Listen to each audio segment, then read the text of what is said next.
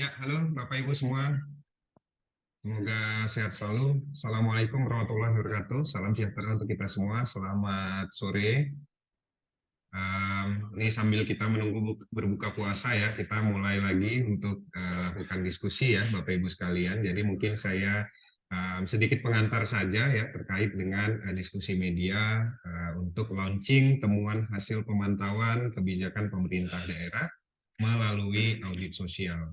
Nah, hari ini nanti akan disampaikan beberapa hasil temuan ya dari Bapak Ibu teman-teman pemantau, di mana ini merupakan hasil kerjasama ya antara Perludem dengan beberapa CSO, beberapa lembaga masyarakat sipil, organisasi masyarakat sipil yang ada di tingkat di provinsi seperti itu.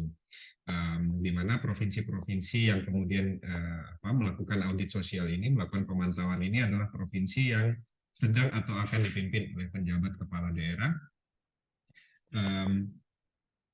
Penjabat kepala daerah ya, yang mana ini juga merupakan konsekuensi dari Undang-Undang 10 tahun 2016 ya tentang pilkada yang kemudian membuat ada suatu jabatan ya di daerah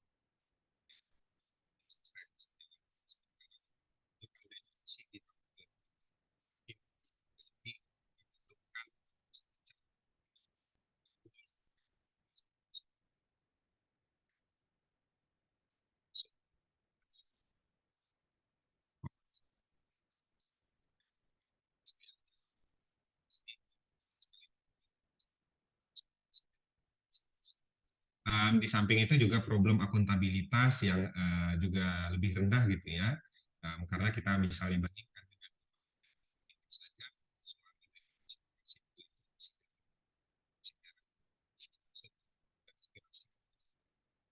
ketika kepala daerahnya itu ditunjuk langsung gitu ya. Ada keyakinan semacam itu sehingga diperlukan ada semacam ada semacam penguatan kapasitas ya bagi kita semua sebagai masyarakat sipil untuk kemudian bisa betul-betul secara komprehensif dan mendalam melakukan pemantauan kebijakan-kebijakan yang dibuat atau yang dibentuk oleh para stakeholder seperti itu. Nah, Bapak Ibu sekalian, hari ini akan ada 3 pemapar ya yang kemudian menyampaikan hasil temuan, hasil pemantauan kebijakan pemerintah daerah gitu ya, dari provinsi masing-masing, di mana provinsi pemantauan pada diskusi kali ini adalah Sumatera Selatan, Sulawesi Tenggara, dan Kalimantan. Nah, untuk Sumatera Selatan nanti akan disampaikan oleh Pak Ahmad Munarto dari Komunitas Demokrasi Sumatera Selatan. Kemudian untuk Sulawesi Tenggara nanti akan disampaikan oleh Ibu Eva Asniati ya dari Aliansi Perempuan Sulawesi Tenggara atau Alpen Sultra. Dan yang terakhir ada Sukma Arisa Gustina dari Kalimantan Utara, ini Provinsi Kalimantan Utara yang juga hasil pemantauan kebijakan pemerintah daerah sosial. Nah, mungkin saya bisa langsung saja, baik, mungkin saya ingin ke Sukma terlebih dahulu. Sukma, apakah sudah siap? Ya, sudah siap nih, Mas. Oke, Bu Sukma dipersilakan. Sebelumnya ini Mas Kavi suaranya kok hilang-hilang ya? Kalau suara saya gimana keterimanya? Suara Bu Sukma bagus kok. Oh ya, suaranya Ah, Mas Kavi yang ini. mungkin koneksi di laptop saya yang kurang. Ya, dipersilakan Bu. Udah nampak belum? Sudah. Oke, oke. Hmm, ya, bentar. Oke, baik. Bismillahirrahmanirrahim. Assalamualaikum warahmatullahi wabarakatuh. Selamat sore. Di sini kita berbeda waktu di tempat kami sekitar jam 4 sudah jam 4 lewat. Nah, sebelumnya saya juga mengundang instansi yang menjadi narasumber kami, tapi mungkin karena ketepatan dengan jam pulang kerja, terus persiapan puasa, mungkin juga beliau belum sempat masuk. Dan ada beberapa teman di Koalisi Perempuan Indonesia juga di Kaltara ini saya undang untuk masuk, tapi ini baru Mbak Rara yang baru bergabung. Oke. Jadi oke. Baik. Di sini kami memilih terkait eksploitasi ekonomi terhadap anak di Kota Tarakan. Sebenarnya kalau mau bercerita isu urgensi, banyak sekali isu urgensi yang ada di Kaltara, Nah, karena kalau terkait dengan masyarakat adatnya juga ada, terus terkait dengan narkobanya juga ada, karena kami salah satu daerah yang berbatasan langsung dengan luar negeri, luar negeri, yaitu Tawau, Malaysia. Nah, tetapi karena keterbatasan dana, makanya kami mencari isu yang memang kami domisilinya di Tarakan, jadi kami mencari isu yang urgent itu yang ada di Kota Tarakan. Itu alasannya. Dan setelah kami diskusi, kami berembuk, akhirnya kami memutuskan akan mengambil terkait dengan eksploitasi ekonomi terhadap anak yang ada di Kota Tarakan. Menurut kami ini hal yang penting, meskipun belum terlalu banyak, tapi akan jadi banyak kalau terjadi pembiaran. Baik, adapun hal yang melatar belakangi adalah yang pertama adalah definisi perlindungan anak sendiri adalah segala usaha yang dilakukan untuk menciptakan kondisi agar setiap anak dapat melaksanakan hak dan juga kewajibannya demi perkembangan dan pertumbuhan anak secara wajar, baik fisik maupun mental, dan juga sosialnya. Nah, di undang-undang sendiri ada larangan menempatkan bahwa setiap orang dilarang menempatkan, membiarkan, melakukan, menyuruh melakukan atau turut serta melakukan eksploitasi secara ekonomi dan atau juga secara seksual terhadap anak. Itu diatur di pasal 761 bab 11 terkait dengan larangan. Di Undang-Undang 35 tahun 2014 juga ada terkait dengan perlindungan anak. Nah, dan juga alasan lain yang melatar belakangi kami, di mana Tarakan itu ditentukan sekarang lagi draft sebagai kota layak anak. Meskipun fasenya itu masih di tahap pratama. Nah, kota layak anak itu ternyata ada, berdasarkan wawancara kami itu ada tahapan. Jadi Tarakan ini masih di tahap pratama, artinya tahap paling bawah dulu gitu. Nanti setelah itu akan naik gitu ke madya apa segala macam itu. Nah, karena arahnya akan menjadi kota layak anak gitu ya, slogan itu akan jadi mungkin ini akan tepat, isu ini akan kami angkat gitu.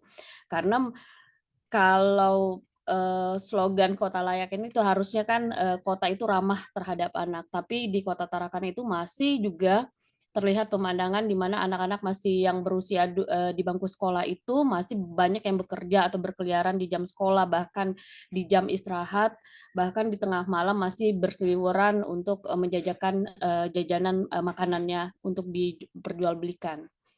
Bahkan yang jadi masalah itu di tempat-tempat yang rawan gitu, rawan kecelakaan dan lain sebagainya. Itu juga jadi salah satu yang melatar belakangi. Nah, dan faktor penyebabnya adalah biasa dengan alasan klasik, yaitu kemiskinan, rendahnya pendidikan, kurangnya ketersediaan lapangan kerja, serta faktor yang menarik adalah budaya masyarakat yang di Kota Tarakan. Nah, kalau Kota Tarakan itu kalau dibilang gimana ya, kalau di Jawa itu kan masih mengenal yang namanya uang 100, 200, 500 gitu. Tarakan itu kalau sudah memberi, enggak ada tuh namanya nominal Rp500, minimal 2.000. Dan rasa ibah masyarakat Tarakan itu besar. Gitu. Dan itu salah satu akar dari permasalahan sebenarnya. Nah, dan juga itu dua hal penting terakhir, yaitu akhirnya peran anak yang tadinya hanya sekedar membantu, itu berubah menjadi pencari nafkah utama. Nah, nanti kita ulas kembali terkait dengan ini di temuannya.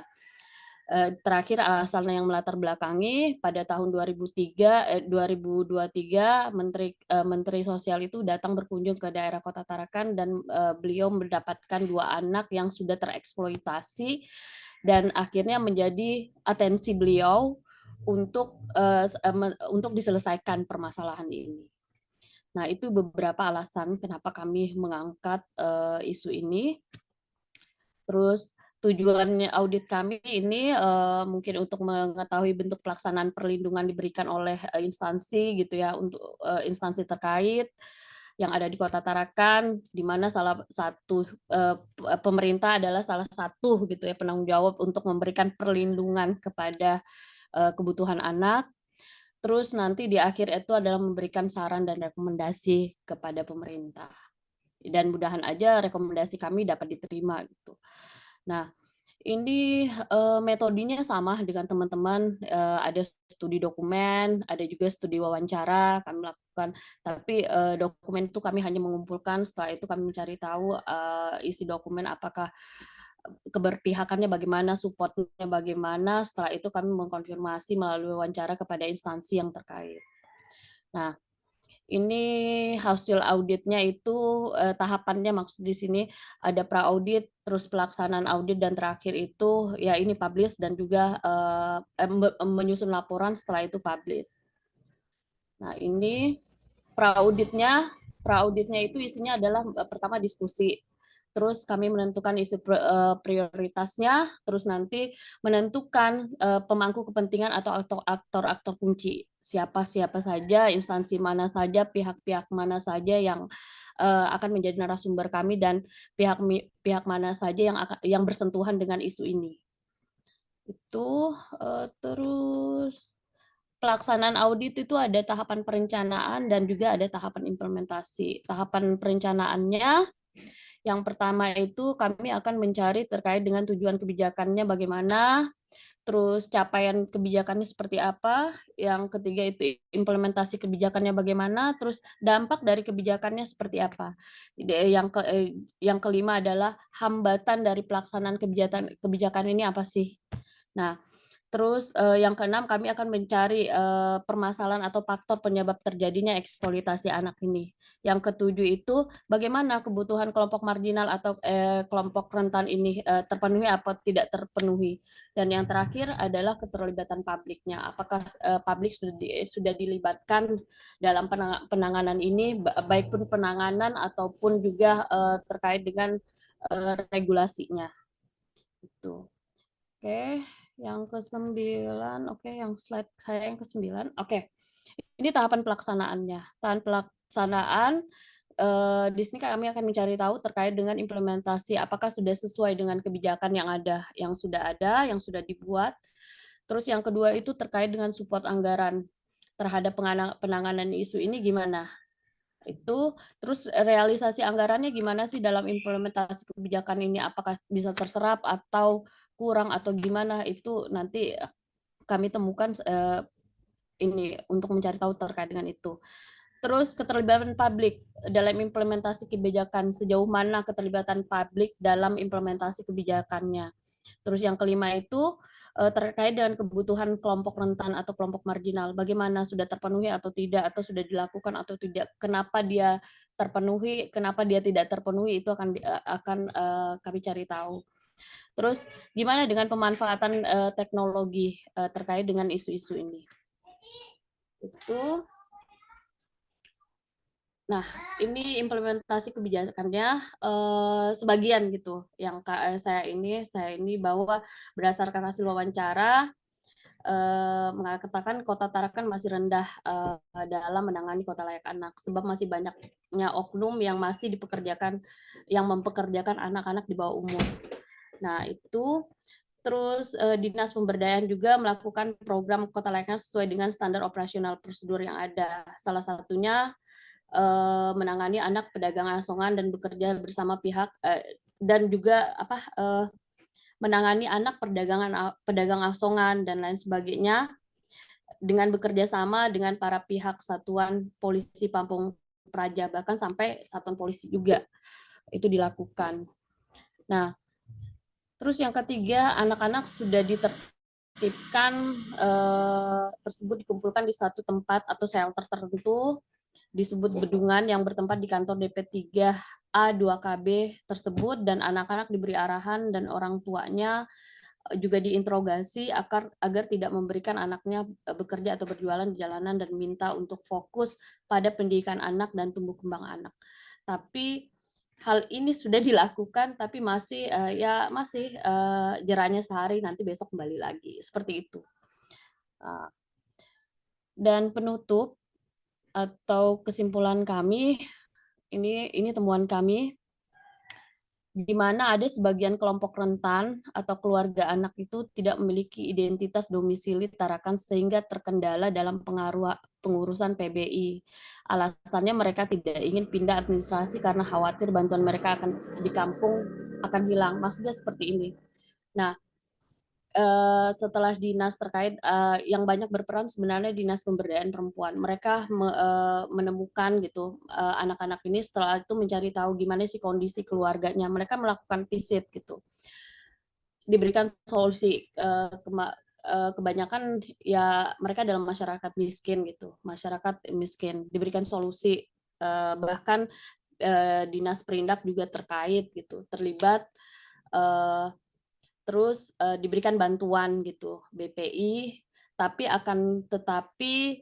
ada beberapa keluarga rentan atau keluarga anak ini yang ternyata identitasnya itu bukan identitas masyarakat yang ada di Kota Tarakan. Jadi KTP-nya itu KTP luar. Nah, ditanya gitu. Nah, ini salah satu kendala mereka kenapa mereka tidak bisa memenuhi kebutuhan keluarga anak ini karena terbentur oleh identitas. Jadi pemerintah boleh memberikan bantuan itu kalau itu adalah masyarakat Kota Tarakan atau domisili yang ada di Tarakan. Nah, sementara mereka bukan domisili Tarakan.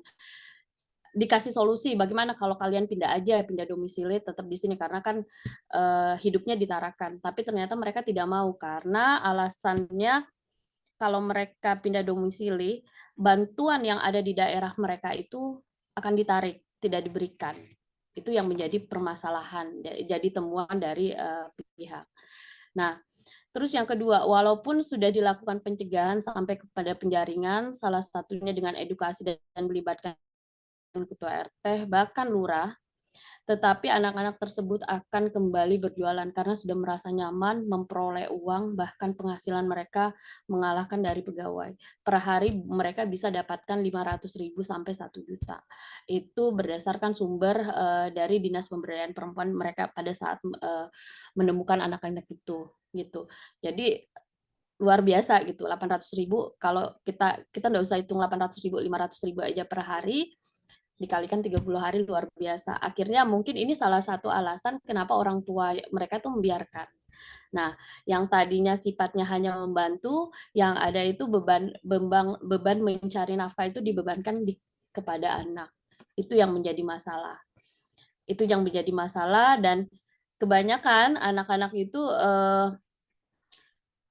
orang tuanya mungkin ada sebagian orang tua gitu, ada juga sebagian orang tua melarang gitu, tapi melarang dia tidak melakukan kayak semacam apa ya pengawasan gitu, biarkan. Nah, anak-anak sudah kebiasaan, bahkan ada alasan anak-anak mereka sudah nyaman nih, gampang cari duitnya, akhirnya kebutuhannya mereka bisa terpenuhi.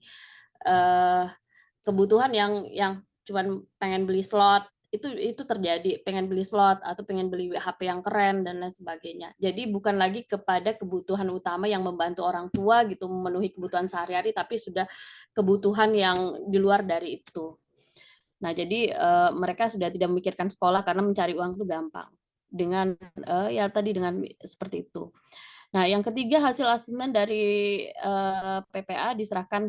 Ini hasil asesmen yang dilakukan oleh Dinas Pemberdayaan Perempuan itu diserahkan ke ke Kanit PPA Polres untuk selanjutnya ditindaklanjuti. Namun gitu, ada lagi-lagi ini menjadi kendala dari pihak kepolisian untuk menegakkan permasalahan ini karena kebanyakan yang mengeksploitasi anak secara ekonomi yang ada di Kota Tarakan yang melakukannya adalah orang tuanya sendiri.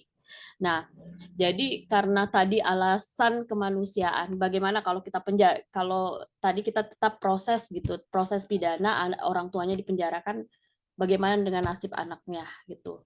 Nanti menjadi tanggungan negara lagi gitu. Itu lagi pikirkan sementara pada saat ini pemerintah Kota Tarakan belum siap untuk menjadi apa ya gitu. Untuk melaksanakan itu gitu. Itu. Jadi itu kesiapan pemerintah daerah belum siap. Nah, akhirnya atas dasar itu kesiapan pemerintah belum siap, yang kedua alasan kemanusiaan, akhirnya ya sudah kedapatan dikembalikan, dan itu menjadi pengulangan terus gitu. Nah, yang keempat terkait ini juga kami tanyakan, menjadi temuan kami, support anggarannya gimana? Support anggaran terkait dengan kasus ini sebenarnya ada gitu, mulai dari pencegahan sampai dengan penanganan baik APBD kota maupun pusat. Namun anggaran ini lebih domain kepada korban kekerasan anak, tetapi bisa diselipkan untuk kasus eksploitasi anak asal ada konsisten kerjasama orang tua untuk mengikuti konseling bagi anak. Artinya tidak ada anggaran khusus terkait dengan penanganan masalah ini. Nah, di dalam poin 4 ini, jadi kami tanyakan itu di dalam anggaran pemerintah itu tidak ada anggaran khusus yang mengatasi terkait dengan eksploitasi ekonomis anak ini. Nah, tapi secara umum aja, jadi mereka selipkan anggaran itu di anggaran kekerasan anak. Jadi mereka masukkan di situ. Tapi kalau anggaran khusus menangani terkait dengan eksploitasi anak itu juga menjadi hambatan mereka untuk melaksanakan itu gitu. Nah, poin kelima itu yang menjadi temuan adalah budaya masyarakat, di mana budaya masyarakat ini sebenarnya menjadi akar dari permasalahan. Nah, kalau orang Tarakan itu rasa kasihan, rasa ibanya tuh sangat besar. Jadi kalau ngelihat anak itu ngasih itu jarang namanya ngasih uang 1.000 gitu. 1.000 itu di Tarakan itu sudah peredarannya itu kurang, jadi minimal mereka 2.000. Kalau satu orang aja ngasih 2.000, diakumulasi berapa orang, dan rasa iba masyarakat itu ini luar biasa. Jadi betul aja kalau pendapatan anak itu bisa 800 sampai dengan 1 juta per harinya. Nah, terus yang keenam adalah belum ada langkah tegas bagi pelaku eksploitasi anak. Jadi tadi pihak kepolisian masih banyak mempertimbangkan, tadi yang salah satunya adalah rasa kemanusiaan dan kesiapan pemerintah daerah menangani itu belum siap. Jadi belum ada langkah tegas. Jadi menemukan dikembalikan, menemukan kembalikan, paling dikasih arahan, setelah itu kembalikan, besok kembali lagi. Dan itu temuan mereka, dan kebanyakan anak yang sama berulang-ulang. Nah, dan akhirnya dari permasalahan ini banyak anak yang sudah keinginan bersekolahnya sudah tidak ada lagi. Sementara kan bersekolah itu adalah hak dan juga kewajiban mereka. Nah, dari kesimpulan itu akhirnya kami mencoba gitu merekomendasikan, mungkin ada masukan dari teman Bapak Ibu di sini, mungkin nanti kita sharing gitu ya. Ini adalah yang pertama adalah meningkatkan kolaborasi kerjasama dari semua pihak lintas sektor tanpa terkecuali gitu ya. Dari pihak RT-nya, kelurahannya, catatan sipilnya, dinas kesehatan pendidikannya, dinas pemberdayaan perempuan, dinas sosial, dan juga yang lain gitu ya, LSM yang lain itu harus melakukan kolaborasi gitu. Harapannya semua bisa terlibat dalam penanganan masalah eksploitasi ekonomi anak ini. Yang kedua, sejauh ini PPA sudah melakukan berbagai macam pencegahan, di antaranya pertama melakukan edukasi terhadap anak. Itu sudah dilakukan, tapi belum terlalu belum terlalu efektif gitu terhadap anak, ortu, ketua RT, lurah, dan juga yang lainnya gitu. Yang kedua, mereka sudah melakukan home visit gitu, cross check rumah anak, apa yang melatar belakangi, apa yang menjadi permasalahan, apa yang menjadi faktornya gitu ya. Terus yang ketiga itu menghimbau masyarakat atau konsumen, sekarang itu ada surat edaran bahwa tidak boleh membeli gitu ya, membeli jajanan anak itu tidak boleh memberikan, karena ternyata itu bukan solusi buat mereka, yang ada malah mendidik mereka menjadi mental-mental pengemis seperti itu. Nah, yang ketiga itu bekerja sama dengan Kominfo. Jadi kalau dulu itu di tahun berapa itu bahasa kalau dulu itu ada di traffic light ada, apa istilahnya kemarin itu ya, operator gitu. Jika ada anak-anak yang berkumpul di lampu merah itu langsung ada operator yang bersuara di lampu merah itu untuk, memberikan pemberitahuan kepada masyarakat yang ada di lampu merah untuk tidak merespon anak-anak itu. Jadi tidak usah direspon, tidak usah dikasih handi gitu, itu dulu efektif. Tapi setelah itu hilang. Nah, hilang lagi entah entah itu gimana, kayak apa, mungkin karena berkurang jadi hilang lagi, sekarang ini mulai marak lagi. Nah, itu juga menjadi masalah gitu. Nah, ternyata kita ini tunggu ada masalah dulu baru bergerak gitu. Kalau sudah mulai lengah, kita hilang gitu, kita juga lengah. Itu juga menjadi masalah, pemerintah gitu, pemerintah kota. Dalam hal ini Dinas Perhubungan. Nah, terus dalam jangka panjang ada usulan untuk membuat, pesantren. Ini, rencana mereka, mungkin itu atau pesantren atau mungkin tempat gitu, di mana anak ini karena sudah mindset-nya sudah terbentuk bahwa cari uang itu gampang, sekolah itu tidak penting gitu, jadi mungkin kita semacam kayak apa ya bahasanya itu, kayak dirumahkan gitu, tapi dalam jangka waktu lama nanti sudah mindset berubah gitu, pendampingan psikis dan lain baru kita kembalikan gitu. Itu mungkin, rencana gitu ya, rencana jangka panjangnya, tapi apakah itu bisa atau tidak gitu. Nah ini, terus, nah, harmonisasi penyelesaian Perda Kota Layak Anak, ini harapannya Perda ini bisa disahkan tahun ini selesai, supaya dinas instansi itu bisa, lebih bergerak gitu, terkait ini. Terus yang keenam, meningkatnya keterlibatan peran masing-masing perangkat daerah, baik itu secara anggaran, rehabilitasi, sosial, maupun rehabilitasi medis, bisa terpenuhi. Yang ketujuh adalah peran media, yang harusnya media itu ada, tapi masih kurang gitu peran media terkait dengan informasi yang ramah atau layak terhadap anak. Peran dunia usaha juga kita kita kita apa ya kita harapkan gitu. Terus kebijakan pemerintah tentang pemenuhan hak anak dan juga perlindungan anak yang lebih ditingkatkan lagi. Dan yang kedelapan ada yang terakhir adalah perlunya treatment khusus atau penanganan khusus terkait dengan ini untuk rencana jangka pendek, karena untuk jangka panjang mungkin terlalu ini, jadi jangka pendek untuk yang sekarang ini apa yang harus kita lakukan, penanganan khusus mungkin kita lakukan pendampingan secara psikis, memberikan ini, karena kalau cuman ditemukan dikembalikan besok kembali lagi, ditemukan dikembalikan, begitu akhirnya berulang sehingga masalah ini kayaknya tidak terselesaikan. Nah itu ini beberapa dokumentasi kami wawancara ke dinas-dinas, dan ini sebagian dokumentasi anak-anak yang bekerja, ini sampai tengah malam, ini sampai kadang jam 2, jam 3 malam.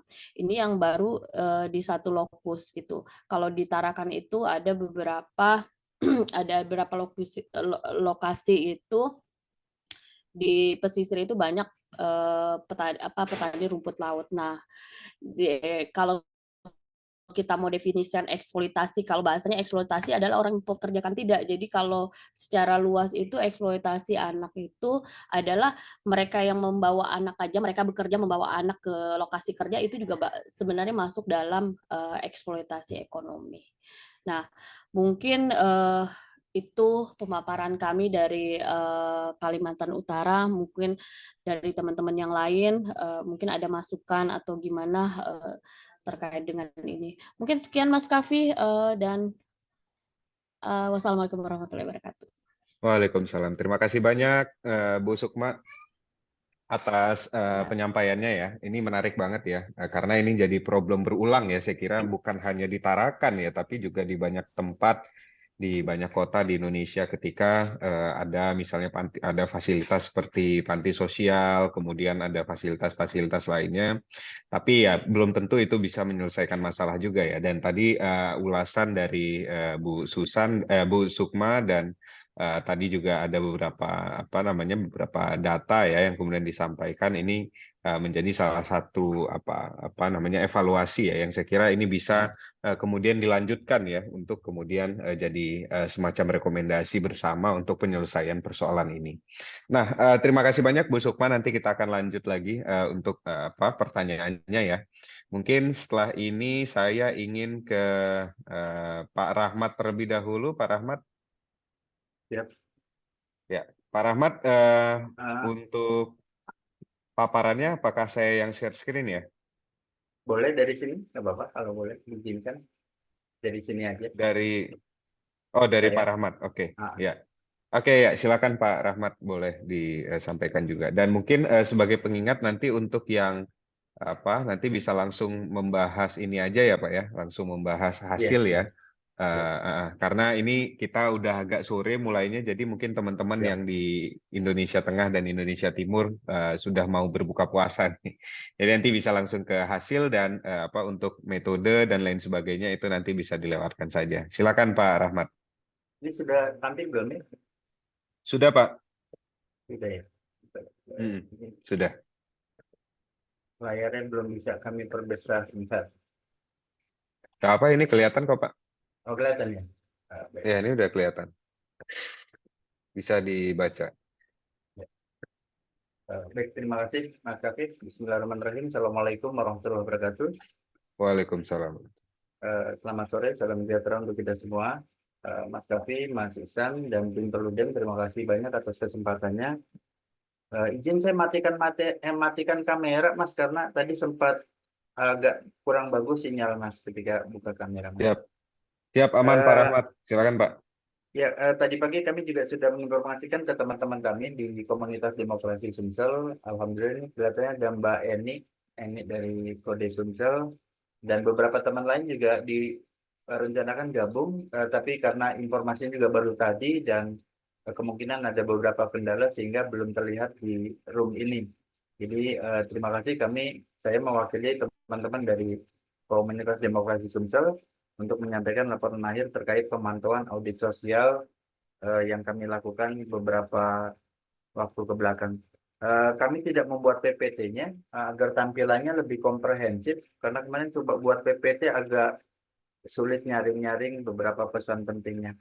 Dan sebelum kami mulai, Mas Raffi izin bahwa ini pembelajaran sama dengan Mbak Sukma. Nanti saran masukan kami kami harapkan, dan tidak menutup kemungkinan kami juga siap memperbaiki, karena dari sisi pengetikan saja sudah beberapa kali saya baca ini masih ada beberapa salah pengetikan.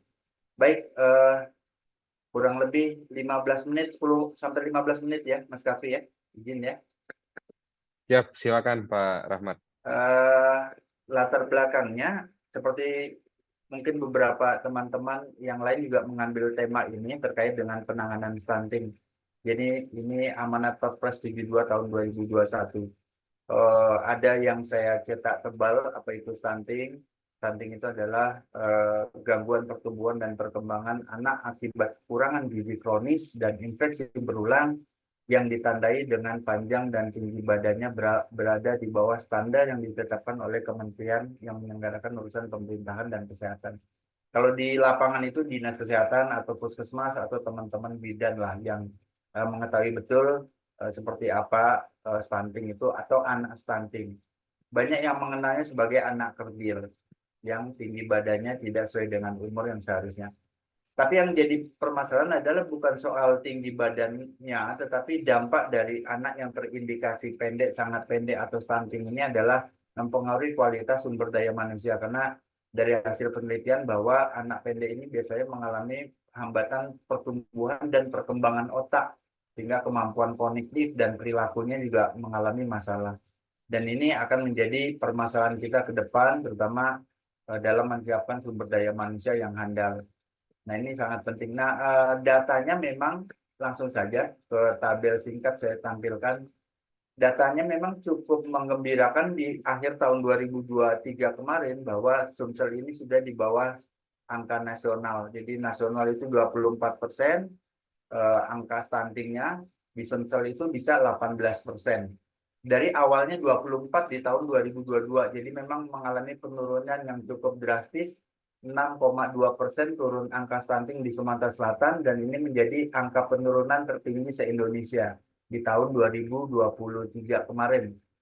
Jadi sekarang nasional 21, kita sudah 18%, dan sekali lagi catatan pentingnya adalah Sumsel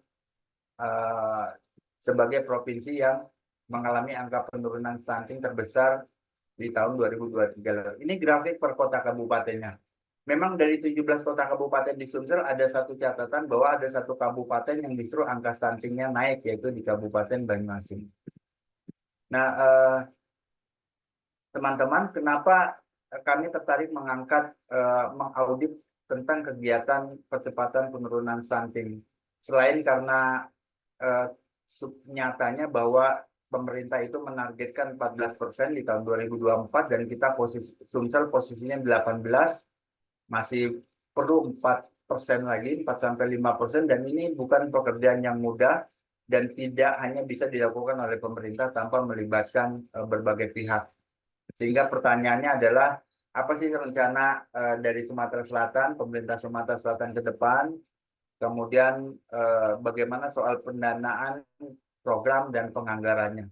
Ini menarik untuk coba kita lakukan pemantauan. Dan seperti diketahui bahwa pada bulan Oktober 2023 kemarin terjadi pergantian jabatan gubernur menjadi penjabat sementara, dan kita juga ingin melihat apakah hasil kerja gubernur 5 tahun ke belakang itu saat sekarang digantikan itu ada proses meneruskan dengan lebih baik atau seperti apa dalam kurun waktu beberapa bulan ini. Coba kita ingin lihat juga, kita pantau juga. Nah, sehingga dalam laporan ini kami tertarik untuk melihat peran dan kebijakan pemerintah Sumatera Selatan dalam penurunan angka stunting. Nah, tujuannya secara umum karena ini menyangkut kepentingan masyarakat. Stunting itu menyangkut kepentingan masyarakat, dan mudah-mudahan ada rekomendasi-rekomendasi dari hasil pemantauan yang bisa menjadi bahan pertimbangan pihak-pihak terkait. Nah, kalau secara khusus tadi kita ingin mengetahui sejauh mana program dan kebijakan penanganan stunting di Sumatera Selatan berikut penganggarannya. Metodenya sama dengan teman-teman dan sesuai arahan dari tim Perludem saat kami coaching. Jadi bahwa kita menggunakan studi dokumen dan juga wawancara. Beberapa dokumen yang berhasil kami dapat terutama dari teman-teman Bapeda dan Dinas Kesehatan. Kemudian untuk wawancara kita melibat selain Bapeda dan BKKBN Dinas Kesehatan, kita juga wawancara dengan teman-teman Satgas Stunting Provinsi serta beberapa perwakilan PKK di tingkat provinsi yang memang mereka care terhadap penanganan stunting. Kelompok terdampak tentu keluarga-keluarga yang berisiko stunting. Jadi di Sumatera Selatan di BKKBN itu ada data keluarga berisiko stunting. Mereka yang punya remaja, calon pengantin, ibu hamil, ibu menyusui, atau bayi, tapi dari keluarga tidak mampu, yang cenderung secara ekonomi maupun kondisi lingkungannya itu minim, sehingga mereka berisiko mengalami gangguan kesehatan. Nah, ini catatan hasil audit sosialnya. Pertama, pelaksanaan rencana aksi nasional. Ini isinya tataran konsepnya memang kami ambil dari regulasi tentang percepatan penurunan stunting. Tapi di akhir poin ini teman-teman Bapeda kemarin saat wawancara menyampaikan bahwa Sumatera sendiri punya strategi mengatasi stunting. Yang pertama dengan penguatan perencanaan dan penganggaran, kedua kualitas pelaksanaan, ketiga ada pemantauan evaluasi serta pelaporan. Serta yang keempat, peningkatan sumber daya manusia. Nah, ini yang disampaikan teman-teman Bapeda, terutama karena Bapeda itu salah satu wakil ketua dari tim percepatan penurunan stunting. Ini beberapa catatan kami dan hasil dari analisis dokumen yang kami dapat tentang peran Provinsi Sumatera Selatan dalam percepatan penurunan stunting, dimulai dari yang sudah dilakukan oleh gubernur. Ini ada beberapa regulasi terkait dengan percepatan penurunan stunting selama tahun 2021 sampai 2023. selain SK pembentukan tim percepatan penurunan stunting di tingkat provinsi, kabupaten, kecamatan, sampai tingkat desa.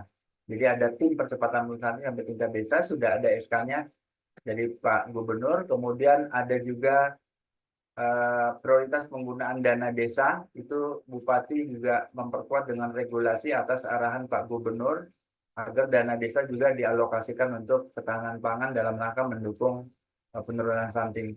Kemudian juga pembentukan tim pendamping keluarga. Jadi setiap desa kelurahan ada 3-6 relawan yang disebut dengan tim pendamping keluarga, terdiri dari bidan, PKK, dan kader posyandu yang akan mendampingi keluarga-keluarga yang berisiko stunting. Totalnya ada 18.000 relawan di Sumatera Selatan atau 6.130 tim. Jadi satu tim terdiri dari 3 relawan. Ini pembentukan Satgas Stunting sampai ke tingkat kota kabupaten. Mereka bekerja di bawah koordinasi wakil bupati atau wakil wali kota. Kemudian tim provinsi juga sudah menyelesaikan laporan percepatan penurunan stunting setiap tahun itu 2 semester. Dan bisa laporan ini diupload di website Bangda Kemendagri. Berikut juga laporan di tingkat kota kabupaten. Kemudian melakukan kolaborasi, sinkronisasi, dan koordinasi. Nah, menambahkan bahwa semenjak penjabat sementara Pak Gubernur yang baru saat ini memang ini struktur TPPS tadi memperkuat seperti apa struktur TPPS tidak kami narasikan, kami tampilkan saja. Jadi beberapa tahun lalu periode gubernur sebelumnya itu kan kuat dengan program Gerakan Sumsel Mandiri Pangan. Ini program untuk memastikan ketersediaan dan jaminan masyarakat bisa mengakses pangan dengan baik sehingga tidak terjadi kekurangan gizi di setiap keluarga. Tetapi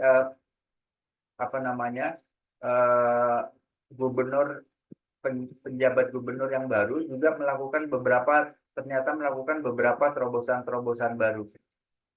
Jadi langsung saja ke Pak Fatoni, penjabat gubernur yang baru ini kemarin meluncurkan beberapa program terbaru.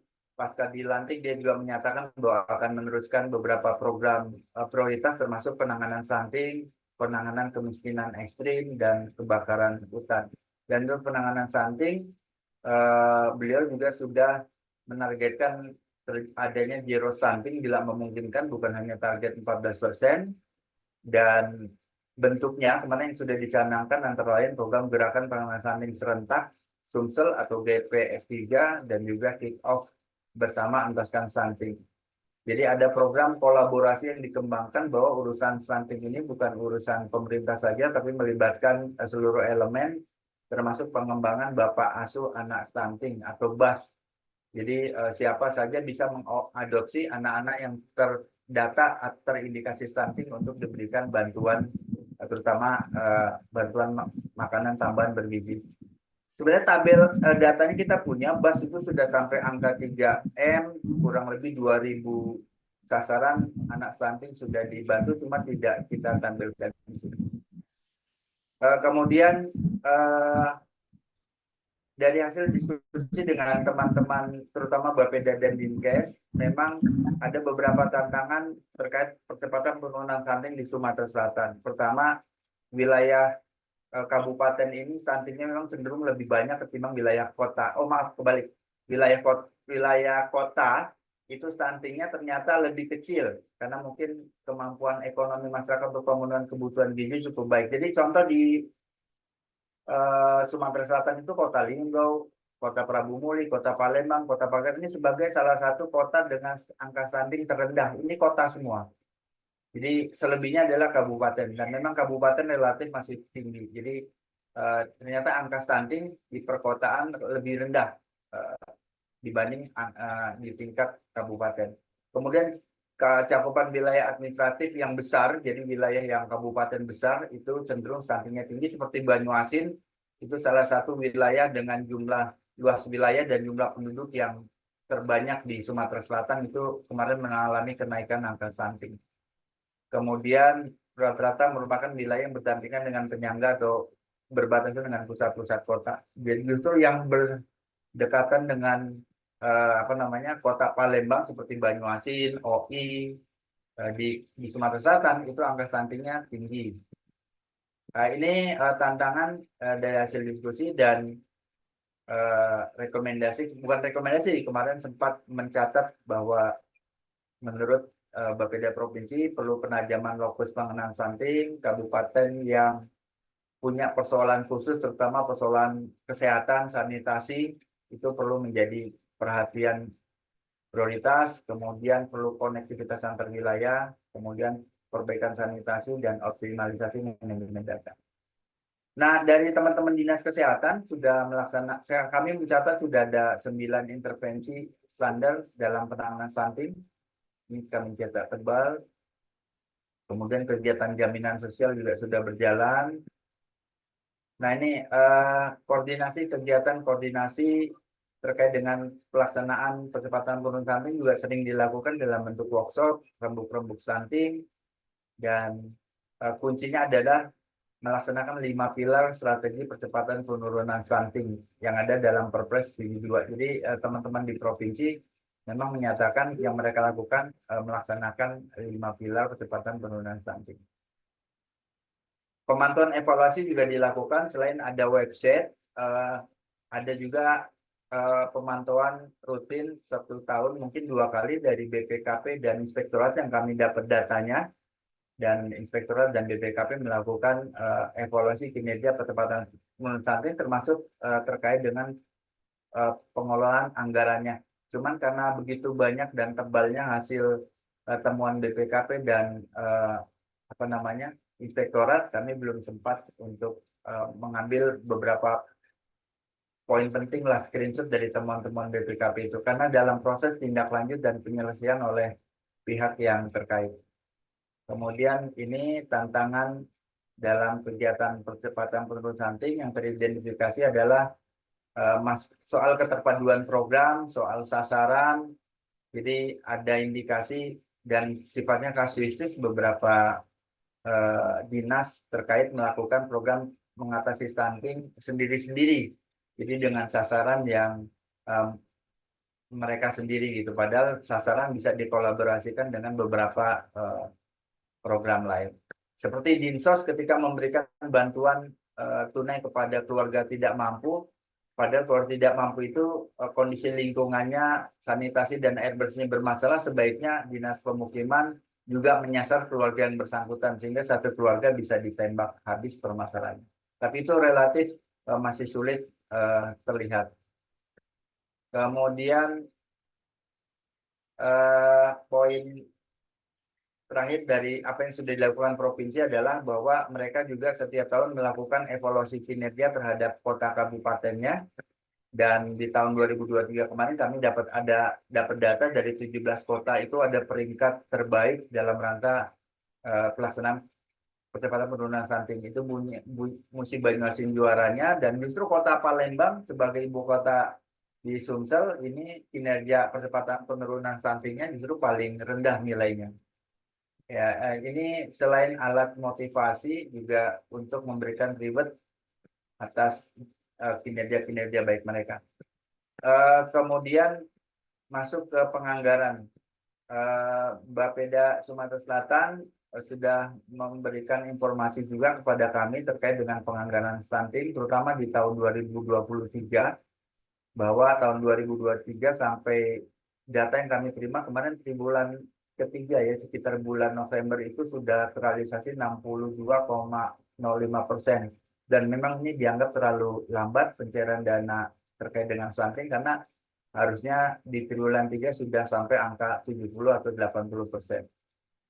Nah, ini cuplikan penganggaran stunting di Sumatera Selatan cukup besar dan ada tren kenaikan dari tahun ke tahun. Jadi kalau di Sumatera Selatan 155 miliar, naik di tahun 2023 menjadi 178 miliar, kemudian di alokasi RKPD 2024 itu ada 180 miliar. Ini bervariasi, tapi angka terbesar memang ada di Dinas Kesehatan dan Dinas Perumahan dan Pemukiman. Ini sebagai leading sector yang khusus menangani kasus-kasus program-program percepatan penurunan stunting baik dari intervensi yang sifatnya langsung maupun yang tidak langsung seperti kondisi lingkungan, sanitasi dan sebagainya oleh teman-teman dari dinas perumahan dan pemukiman. Ini gambaran angkanya, walaupun pelaksanaan programnya tidak selalu program yang menyasar ke mulut orang yang terindikasi stunting. Jadi memang sempat kami kemarin juga sempat ingin mengidentifikasi apa yang disampaikan oleh Pak Presiden Joko Widodo bahwa jangan sampai anggaran stunting lebih banyak untuk rapat-rapat sementara untuk kegiatan-kegiatan yang langsung berdampak terhadap masyarakat, ibu hamil, balita atau calon pengantin yang membutuhkan intervensi agar kondisinya terbebas dari resiko stunting itu justru minim. Nah ini seperti itu. Dan ini dari pusat juga ada perhatian terhadap evaluasi kinerja percepatan penurunan stunting di daerah. Jadi bagi kota kabupaten yang punya indikasi baik itu mendapatkan dana insentif daerah untuk percepatan penurunan stunting. Dari Sumsel dari 17, 6 mendapatkan, termasuk Palembang yang justru dinilai oleh daerah percepatan penurunan stuntingnya di angka paling bawah kinerjanya, justru menurut penilaian pusat itu 4 besar sehingga mendapatkan dana insentif tambahan untuk percepatan penurunan stunting. Ini rata-rata mendapatkan tambahan angka dana 5 miliar di tahun 2023 kemarin sebagai insentif atas kinerja baiknya mengatasi stunting. Nah, yang perlu jadi catatan kami terutama bahwa penggunaan dana-dana termasuk dana insentif ini ada mekanismenya dan sudah ada rambunya bahwa harus digunakan sesuai dengan prioritas kebutuhan daerah, diterima dan dirasakan langsung oleh masyarakat, kemudian tidak untuk kepentingan gaji, tambahan penghasilan, atau honorarium, termasuk untuk perjalanan dinas. Nah, mungkin perlu ada mekanisme-mekanisme untuk memonitoring ini selain mengandalkan evaluasi internal dari BPKP maupun inspektorat, tapi juga perlu peran serta masyarakat dalam rangka mengawasi anggaran-anggaran yang sebanyak ini. Nah, kesimpulannya 2 poin saja. Pertama, Sumatera Selatan memang relatif penanganan stunting di tahun 2023 kemarin progresnya cukup baik, turun 6,2%. Dan karena Sumsel masih di atas target 14%, masih perlu kerjasama lintas sektor, kerjasama semua pihak dalam rangka mengatasi stunting ke depannya, terutama kegiatan edukasi atau penyadaran masyarakat, karena hasil diskusi mendapatkan informasi seberapapun dana yang dikucurkan ketika kesadaran pola hidup bersih sehat di masyarakat masih rendah, ini cenderung stunting sulit diatasi, sehingga kegiatan kampanye edukasi tentang gizi dan tentang lingkungan perlu diperkuat. Nah, rekomendasinya beberapa catatan, ini sebenarnya perspektif bersama. Rekomendasi ini bukan dari pemantau saja, tapi dari catatan-catatan obrolan bahwa stunting itu persoalan multidimensi, harus dilihat dari banyak sisi, dan penanganannya juga harus komprehensif. Memperhatikan 1000 pertama kehidupan, mulai dari bayi dalam kandungan sampai dia berusia 2 tahun. Jadi ini kehidupan emas yang harus dijaga. Kemudian meningkatkan kolaborasi penurunan stunting semua OPD, baik di tingkat provinsi maupun di tingkat kota kabupaten. Kemudian tim percepatan penurunan stunting yang ada sampai tingkat desa itu juga perlu ada sinergi antar pihak, terutama pembinaan dari provinsi dan kabupaten ke TPPS tingkat kecamatan dan desa, karena ada indikasi TPPS di tingkat provinsi dan kabupaten bergerak strukturnya, tetapi kalau di kecamatan dan desa ini ada indikasi hanya SK saja sementara, tapi peran-peran mereka belum berjalan karena mekanisme penguatan kapasitas bagi TPPS di tingkat desa dan kecamatan belum terlihat. Kemudian peningkatan pengendalian atau pengawasan intern oleh teman-teman BPKP dan inspektorat dan review secara rutin. Ini juga perlu dilanjutkan, termasuk bila memungkinkan dipublis kepada pihak-pihak terkait agar pihak terkait atau pihak lain juga bisa mengetahui apa yang harus diperbaiki dan apa yang perlu ditingkatkan. Kemudian terakhir, apa yang sudah baik ditingkatkan kembali dan menyusun rencana aksi ke depannya sehingga target penurunan stunting di Sumatera Selatan di tahun 2024 untuk mencapai angka 14% ini bisa tercapai. Barangkali itu kurang lebihnya, Mas Kavi. Terima kasih karena masukannya, nanti ditunggu, termasuk kami siap memperbaiki laporan akhir ini. Assalamualaikum warahmatullahi wabarakatuh. Ya, waalaikumsalam warahmatullahi. Terima kasih banyak Pak Rahmat. Tadi ada banyak hal ya yang kemudian juga disampaikan ya terkait dengan bagaimana kebijakan-kebijakan tentang stunting ya atau penanggulangan stunting ya yang ada di Sumatera Selatan. Ini temuan yang baik Pak. Banyak sekali data yang kemudian juga didapatkan ya, seperti tadi soal anggaran, distribusi anggaran gitu ya, dan juga perbandingannya di beberapa tahun terakhir. Saya kira ini bisa kemudian menjadi apa ya semacam basis ya untuk kemudian melakukan evaluasi secara mendalam ya terkait dengan bagaimana percepatan penurunan stunting di Provinsi Sumatera Selatan. Tadi ada beberapa data juga ya, misalnya ada penurunan yang cukup yang memang merata ya di semua kabupaten kota ya, terutama tadi ada satu kabupaten ya yang memang angkanya tidak turun ya untuk stunting ini. Ya. Nah, Pak Rahmat, terima kasih banyak. Mungkin Ya. selanjutnya saya langsung Ya. saja ke Bu Eva Asniati. Silakan, Ibu. Mas, minta tolong di share screen yang saya kirim tadi. Oke. Pak Rahmat mungkin boleh di stop share-nya, Pak. Oke. Oke.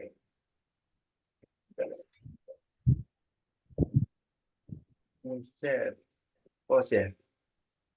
Iya.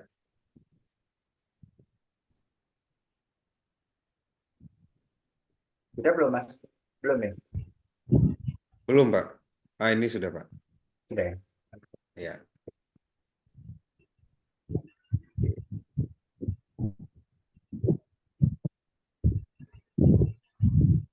Share ya. Nah, Bu Eva berikut Bu, dan nanti mungkin mohon izin karena lagi-lagi soal waktu ya. Mungkin bisa dipersingkat saja Bu Ya, Eva, baik, nanti Mas. bisa langsung ke pembahasannya saja Bu. Terima Ya, kasih. Silakan Bu. oke, Mas. Bismillahirrahmanirrahim. Assalamualaikum warahmatullahi wabarakatuh. Terima kasih atas kesempatannya. Kali ini audit sosial yang kami lakukan di Sulawesi Tenggara sama tadi dengan Pak Rahmat, yaitu masalah pencegahan dan penanganan stunting di Sulawesi Tenggara.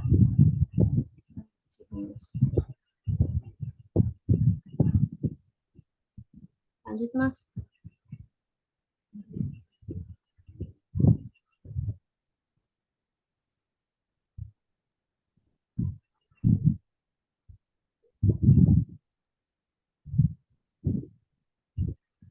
Bu Eva.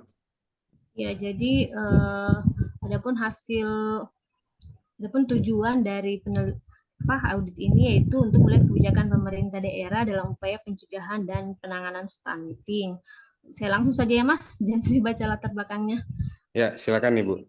Ya, jadi untuk menganalisis kebijakan-kebijakan benar-benar tepat sasaran atau tidak, kemudian untuk merumuskan dan merekomendasikan kebijakan dalam upaya pencegahan dan penanganan stunting. Adapun metode yang kami lakukan yaitu metode wawancara dan tracking dokumen, itu studi dokumen. Mas, langsung saja ya di hasil auditnya, yaitu strategi kebijakan pencegahan stunting yang dijalankan di pemerintah Sulawesi Tenggara sudah cukup baik dan dilihat dari laporan hasil konvergensi percepatan penurunan stunting, dan laporan tersebut ada 8 aksi yang dilaksanakan dan hasilnya mencapai 100%. Kegiatan-kegiatan yang dilaksanakan mulai dari pembentukan tim percepatan penanganan stunting di setiap kabupaten sampai dengan pengukuran dan publikasi stunting. Namun banyak juga hambatan-hambatan yang dalam pelaksanaan kebijakan tersebut, antara lain belum ada laporan tertulis kegiatan masing-masing bidang di TPPS Provinsi Sulawesi Tenggara. Nah, untuk pelaksanaan program mulai dari memaksimalkan sosialisasi, melaksanakan beberapa program dan melibatkan semua stakeholder untuk bekerja sama mengoptimalkan puskesmas dan posyandu sebagai wadah pelaksanaan program, dan antropometri kit sudah disalurkan dengan baik ke setiap puskesmas menggunakan mobil ambulans.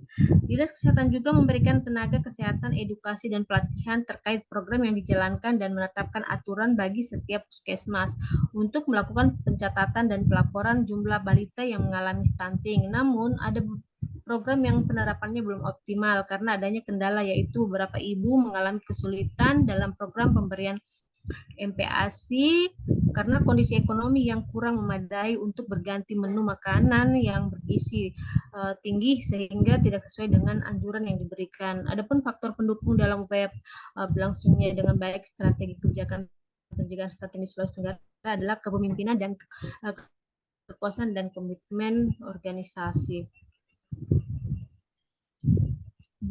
Ya, perencanaan kebijakan sudah melibatkan semua pihak, dalam hal ini pemerintah, provinsi, maupun OPD terkait. Kerjasama antar instansi baik pada perencanaan maupun dalam pelaksanaan, baik secara sarana dan prasarana. Tim Satgas Perencanaan Stunting senantiasa berkolaborasi dengan pemerintah maupun organisasi masyarakat terkait program penanggulangan stunting dan melibatkan perwakilan dari berbagai lembaga serta instansi terkait di tingkat lokal dan tingkat desa, kecamatan, kabupaten, hingga provinsi.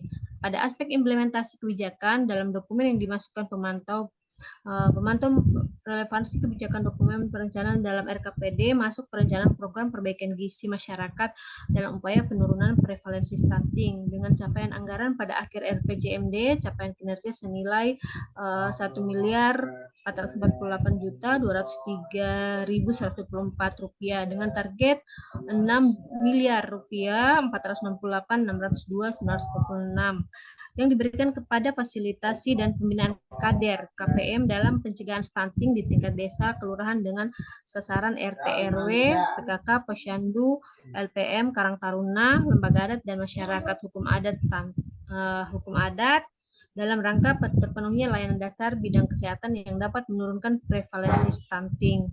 Nah, pemanfaatan teknologi dalam pelaksanaan kebijakan dengan fokus aksesibilitas bagi kelompok marginal dapat mengakses aplikasi LCMIL, yaitu aplikasi yang digunakan untuk menekan angka stunting.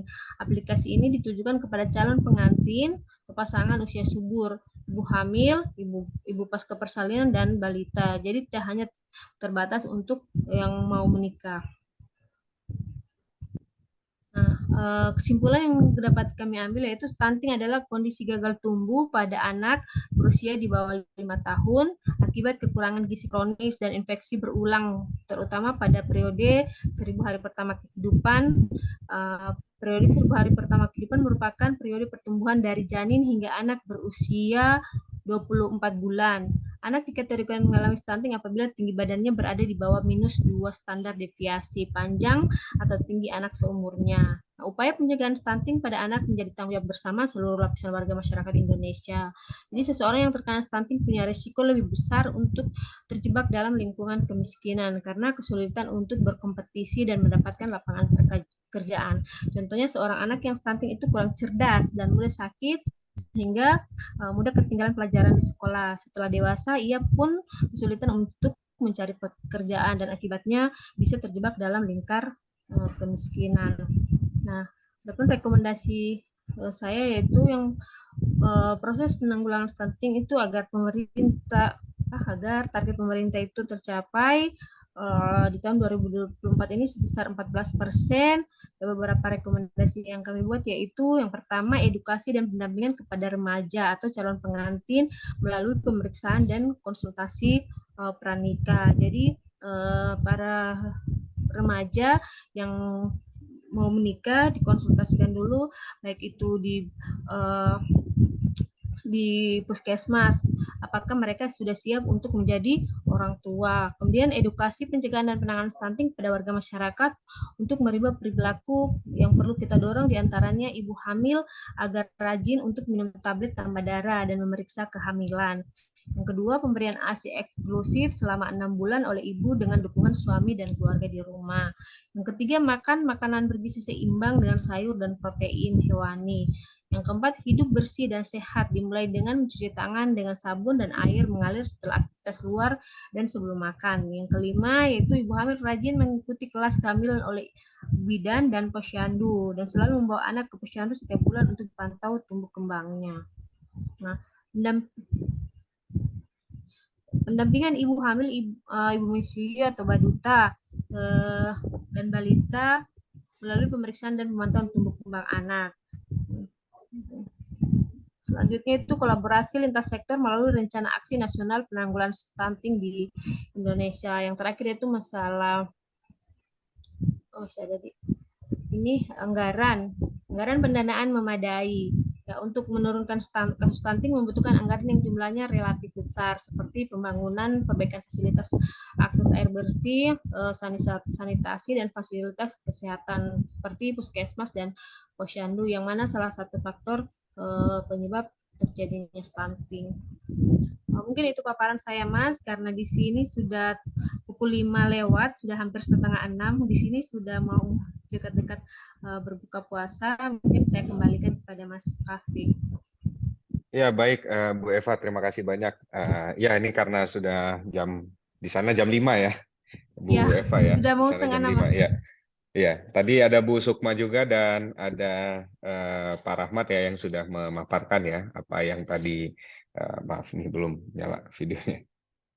Apa yang tadi sudah disampaikan gitu ya. Mungkin saya langsung saja memberikan kesempatan bagi Bapak Ibu, mungkin ada satu atau dua yang ingin bertanya, saya persilahkan.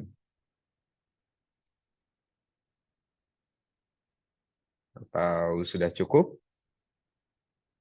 Kalau sudah cukup mungkin saya mau mengulas sedikit ya atau menambahkan sedikit pertanyaan gitu ya pada Bapak Ibu, dan mungkin ini bisa sebagai closing statement juga nanti bisa disampaikan juga dalam kesempatan yang sama. Nah, untuk Bu Sukma, untuk Pak Rahmat, dan untuk Bu Eva ya, tadi sudah banyak disampaikan hasil-hasilnya, dan yang menarik adalah bahwa hasil audit sosial yang dilakukan ini mengandung banyak sekali data, gitu ya, banyak sekali data dan banyak sekali analisis pembacaan gitu ya terhadap temuan-temuan yang ada di lapangan terkait dengan tadi ada persoalan stunting gitu ya, ada persoalan anak jalanan dan seterusnya. Nah, kira-kira apa yang kemudian akan menjadi tindak lanjut dari apakah itu dari Bu Eva, dari Bu Sukma, ataupun dari Pak Rahmat gitu ya? Apa yang kemudian menjadi tindak lanjut, terutama ketika tadi saya juga sudah lihat ya bahwa ada hubungan yang kemudian terbangun gitu ya antara Bapak Ibu ya sebagai pemantau dengan para stakeholder gitu. Tadi ada dinas gitu ya, kemudian juga mungkin untuk ada masyarakat marginalnya dan lain sebagainya. Nah, kira-kira bagaimana tindak lanjut dan terutama juga tindak lanjut dari hubungan yang sudah terbangun itu. Silakan, mungkin siapa dulu yang ingin menjawab? Bu Eva dulu mungkin. Ya, boleh, Mas. Oke, silakan Bu. Ya, buat saya sendiri, karena kita memang orang di lapangan, jadi mungkin edukasi kepada masyarakat itu memang perlu sangat penting sekali, supaya masyarakat biasanya kalau untuk kami di daerah sini, masyarakat itu malu untuk menyampaikan misal atau memberitahukan bahwa anaknya itu mengalami kelainan, mereka itu malu. Jadi memang edukasi yang sangat penting pada masyarakat bahwa dalam upaya pencegahan dan penanganan stunting ini agar masyarakat tuh mau terbuka ya, karena memang di daerah kami itu daerah maritim yang justru kalau untuk dari segi sumber gizi sebenarnya kita tuh cukup ya, tapi mungkin karena ada faktor lain misalkan seperti pasangan usia dini yang belum siap untuk menjadi orang tua dan akhirnya kekurangan juga stimulasi karena kurangnya pengetahuan kepada untuk masyarakat ya. Makanya dari itu kami lebih dalam program-program kami juga di Aliansi Perempuan itu memberikan pelatihan-pelatihan kepada para masyarakat, sehingga untuk kerjasama ke stakeholder OPD-OPD yang terkait itu kami sudah bangun, baik itu di pemerintah daerah di kabupaten maupun di pemerintah provinsi. Itu sih, Mas. Ya, baik, Bu Eva, terima kasih banyak atas jawabannya. Ini menarik ya. Tadi saya kira tindak lanjutnya lebih ke bagaimana mengedukasi masyarakat gitu ya, selain juga tetap membangun hubungan dengan OPD gitu ya, dengan organisasi pemerintah daerah. Selanjutnya mungkin Bu Sukma, mungkin boleh juga untuk menyampaikan Bu, kira-kira apa yang akan jadi tindak lanjut, terutama tindak lanjut dari hubungan yang sudah terbangun ya dengan para stakeholder, dengan para pemangku kebijakan, dan mungkin closing statement-nya juga Bu. Oke, closing statement-nya. Oke, baik Mas Kahfi.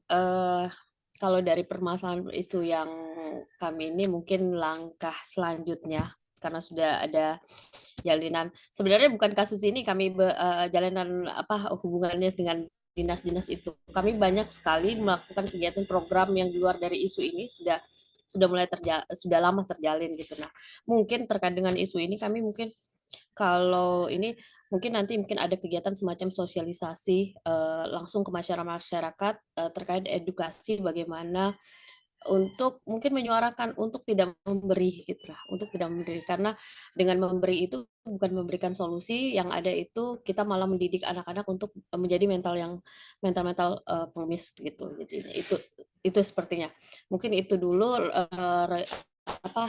langkah awal yang kami akan lakukan. Untuk selanjutnya nanti mungkin kami akan mencari LSM atau organisasi lain, mungkin kami akan bergerak langsung ke lapangan gitu.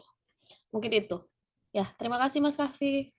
Ya, terima kasih Bu Sukma, dan mungkin terakhir Pak Rahmat, silakan Pak, mungkin bisa juga disampaikan bagaimana tindak lanjut ya yang kemudian bisa dilakukan seperti itu, terutama juga terkait dengan hubungan yang sudah terbangun gitu ya oleh OPD dan lain sebagainya. Silakan Pak Rahmat. Baik. Terima kasih. Yang pertama, pasti ada baiknya ini dipublikasikan supaya bisa jadi salah satu bahan pembelajaran bagi pihak yang memerlukan hasil-hasil kegiatan pemantauan ini. Yang kedua, ini kan bagi kami komunitas demokrasi Sumsel mudah-mudahan bisa jadi salah satu bahan untuk pengembangan program di organisasi kami, karena kami juga sering melakukan serangkaian diskusi atau kajian-kajian terutama urusan pembelajaran demokrasi, tapi tidak menutup kemungkinan hal-hal seperti ini yang menjadi urusan publik seperti perangkat stunting ini juga salah satu tema yang penting untuk dibahas lebih lanjut di tingkatan program komunitas demokrasi Sumsel. Kemudian yang ketiga, karena urusan stunting ini bukan hanya urusan pemerintah dan tidak mungkin pemerintah saja yang beresin karena terkait dengan perilaku masyarakat salah satunya, maka perlu melibatkan organisasi masyarakat, tokoh masyarakat, kemudian media terutama minimal untuk memberikan edukasi kepada masyarakat melalui program-program. Dan ini memang harus diajak dalam berbagai kegiatan-kegiatan formal yang mungkin diselenggarakan oleh pemerintah yang berkaitan dengan stunting. Kemudian yang keempat, khusus di Sumatera Selatan, Mas Kahfi, memang ternyata sementara ini sampai saat ini pergantian pejabat sementara gubernur dalam tanda petik membuktikan bahwa support dukungan kerja dari pejabat gubernur ini untuk urusan publik terutama urusan stunting atau kemiskinan ekstrim di Sumatera Selatan ini cukup kuat, cukup kencang. Jadi sedikit menggeser kekhawatiran dari kami bahwa pejabat yang dipilih mungkin orientasinya terhadap urusan masyarakat agak lemah, tapi di Sumatera Selatan sepertinya tidak terlihat. Justru banyak gebrakan-gebrakan baru terlepas dari apa motivasi beliau. Kemudian terakhir closing statement-nya Mas Kahfi, kami hanya ingin mengucapkan terima kasih banyak. Mohon maaf apabila ada ketidaksempurnaan sana sini selama bergabung di kegiatan ini, dan mudah-mudahan kedepannya bisa dilanjutkan untuk kesempatan dan mungkin teman-teman yang lain. Sekali lagi terima kasih Mas Kahfi. Kurang lebihnya mohon maaf. Assalamualaikum warahmatullahi wabarakatuh. Waalaikumsalam warahmatullahi wabarakatuh. Ya, terima kasih banyak Pak Rahmat, terima kasih banyak Ibu Sukma, terima kasih banyak Bu Eva, terima kasih banyak atas pemaparannya gitu ya, dan atas kerja-kerja baiknya selama ini ya. Sudah kira-kira berapa bulan nih?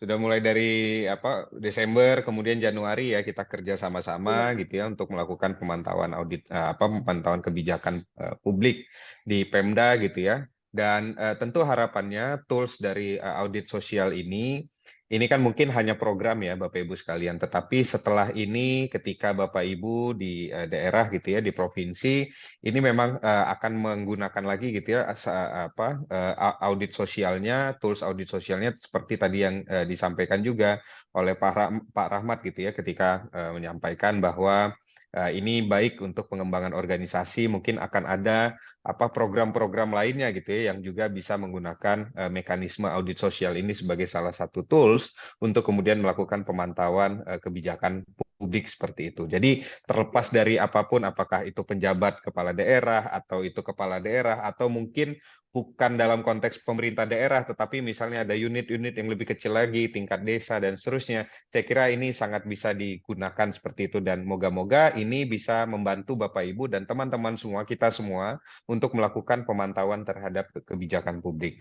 Nah, mungkin itu saja yang bisa saya sampaikan kepada Bapak Ibu yang sebentar lagi akan berbuka puasa ya di teman-teman kita di daerah Indonesia bagian timur maupun bagian tengah. Rasa-rasanya sudah akan melakukan buka puasa gitu. Selamat berbuka puasa bagi yang menjalankan gitu ya. Dan juga karena ini sudah mau Lebaran ya, minggu depan insya Allah kita Lebaran, jadi saya juga mewakili teman-teman Perludem ingin mengucapkan selamat Lebaran ya bagi yang merayakan kepada Bapak Ibu semuanya. Mungkin itu saja yang bisa saya sampaikan, kurang lebihnya mohon maaf.